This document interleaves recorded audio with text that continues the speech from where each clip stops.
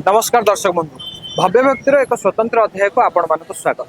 दर्शक बंधु प्रकृति परिवेश मनीष सहित एवं आम समाज सहित अंगाअंगी भाव में जड़ित आम प्रकृतिर कोल बढ़ुचे एवं ये प्रकृतिर सुरक्षार दायित्व आमर।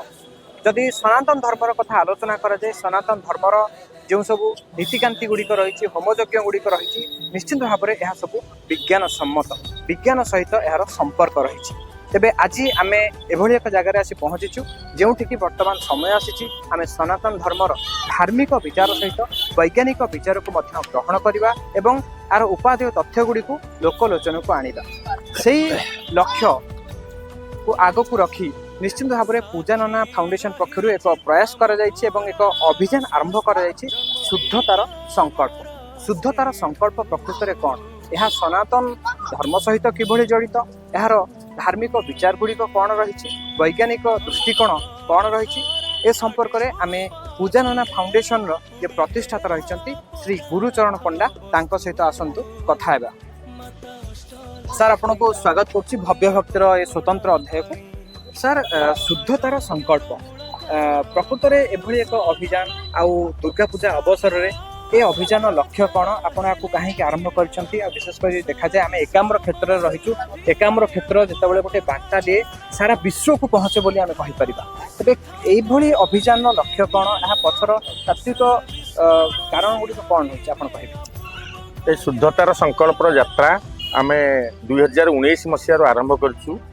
पूजा सामग्री रे जो प्रकार अपमिश्रित द्रव्य एवं केमिकल युक्त द्रव्य और नकली द्रव्य व्यवहार करा जाउची ता विरुद्ध रे यह एक आंदोलन यही एकाम्र क्षेत्र में श्री लिंगराज महाप्रभु आशीर्वाद ए शुद्धतार संकल्प यही पूजा रे आम आरंभ कलु। ये संकल्प पूरा ओडिशा एवं पूरा भारत वर्ष जाए पहुँचो। दर्शक बंधु सनातन धर्म हिंदू धर्मर कथा जितेबाला आसे सेतेबाला विज्ञानर कथा आसे धार्मिक तत्वर कथा आसे सेतेबाला आलोचना हुए पर्यालोचना हुए समस्तंकर नजर वर्तमान समय सनातन धर्म उपरे तत्व उपरे एवं वर्तमान आज दिन कथा जदि कहा जाए महाअष्टमी आमे समस्ते मातृशक्ति मातृंकर आशीर्वाद को उपलब्धि करुचे।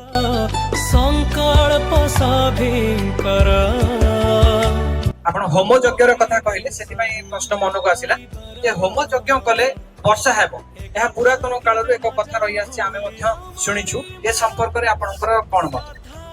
आम पुराना परंपरा अनुसार आम देखीचु आगुरु आम मुनि ऋषि माने यज्ञ द्वारा वर्षा कराउथिले केमिति वर्षा कराउथिले आज समय आम तार रिसर्च कलु सेटा आमको वैज्ञानिक सम्मत आम एतले कोनोसी यज्ञ करूछु जो घियोटा आम जालुछु आज से जब हम 20 साल 25 साल 30 साल पहले हम हरी सब्जियां खाते थे जिसको परिवार कहते हैं ओडिया में वो काफी शुद्ध होता था। लेकिन आज के डेट में एक बैगन ब्रिंजल जिसको हम बोलते हैं आज उसमें 200% जो है आप फर्टिलाइजर्स यूज होता है।